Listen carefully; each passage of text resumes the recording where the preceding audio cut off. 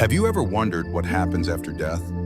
Is it the end, or is there something more waiting for us? The Tibetan Book of the Dead holds ancient secrets about life, death, and everything that lies in between. According to this sacred text, death is not an end, but a passage, one that leads to a test of the soul. But what exactly happens during this process? And can we control what happens to us after we die? Today, we're going to explore the first 49 days after death, a journey that most people have never heard of, but which could decide whether we break free from the endless cycle of birth and death or fall back into reincarnation. The Tibetan Book of the Dead, also known as the Bardo Thodol, is one of the most fascinating and mystical texts ever written. Unlike many religious traditions that focus only on life, this book takes a deep dive into what happens after death. It explains how the soul transitions from life to death, faces illusions, and ultimately determines whether it will reincarnate or attain liberation. According to the text, death is not an end. It's a transition, a journey that begins immediately after the body ceases to function. When the body dies, the soul enters a state of consciousness without the physical form. The Tibetan tradition teaches that the soul is not simply gone or unconscious. It's fully aware of its surroundings, but unable to interact with the physical world. During these first moments after death, the soul faces what is known as the clear light of reality. This is a bright, blinding light that appears at the moment of death. For those who recognize this light, liberation is within reach. They can break free from the cycle of death and rebirth, what Buddhists call samsara. However, for most souls, this moment is fleeting, and instead of embracing the light, they turn away, often due to fear or confusion. This marks the beginning of the soul's journey through Bardo, a transitional state that lasts for 49 days. As the soul enters Bardo, it encounters a series of illusions, phantoms created by its own mind. These illusions can be terrifying and confusing, but they are not real. The soul might encounter familiar faces, voices, and images from its past life.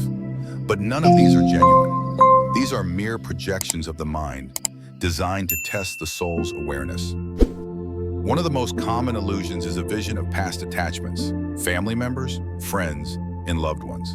These images seem comforting, but they are distractions meant to pull the soul back into the cycle of reincarnation. The soul must learn to recognize these illusions for what they are, just mental projections, and continue its journey toward liberation. Bardo is not just a single experience, but a complex, multi-stage process. During the 49 days, the soul encounters various stages, each with different challenges and tests. In the early days of Bardo, the soul may encounter terrifying visions, fire, floods, and monstrous creatures. These are not real threats, but the mind's way of manifesting fear and confusion. The soul must recognize that these are illusions and not allow them to distract from its ultimate goal of liberation. As Bardo progresses, the soul faces more subtle illusions, visions of peace and joy, or even a feeling of nostalgia and longing for the past. These experiences can be deceiving, leading the soul to think it has reached a place of safety. But in reality, these are still just distractions. The final stage of Bardo is the ultimate choice. The soul must decide whether to accept liberation or fall back into reincarnation. If the soul has recognized the illusions and embraced the clear light of reality, it can transcend the cycle of life and death. However, if the soul clings to desires, attachments, or fears, it will inevitably be pulled back into the cycle of birth and death. The key to navigating Bardo and achieving liberation is preparation. The Tibetan teachings emphasize that we must prepare for death long before it happens. This preparation involves cultivating awareness and detachment from material desires. The more we practice mindfulness, the better equipped we are to face death without fear. Living a life that is free from attachment allows us to break the cycle of samsara and attain liberation. But this is not something that can be achieved in the final moments of life. It must be cultivated throughout our entire life. Take, for example, the story of a man named Tenzin. Tenzin had spent his life meditating and practicing mindfulness.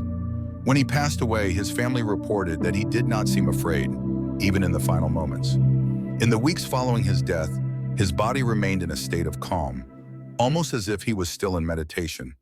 According to Tibetan beliefs, Tenzin's deep awareness allowed him to recognize the clear light of reality, helping him to transcend samsara. On the other hand, there are stories of people who at the moment of death were consumed by fear and attachment. These individuals were not prepared for the illusions they faced in Bardo, and as a result, they fell back into the cycle of reincarnation. The teachings of the Tibetan Book of the Dead remind us that death is not something to fear. Instead, it is an opportunity to let go of the attachments that bind us to the material world. By living a life of mindfulness, awareness, and detachment, we can prepare ourselves for the ultimate test after death.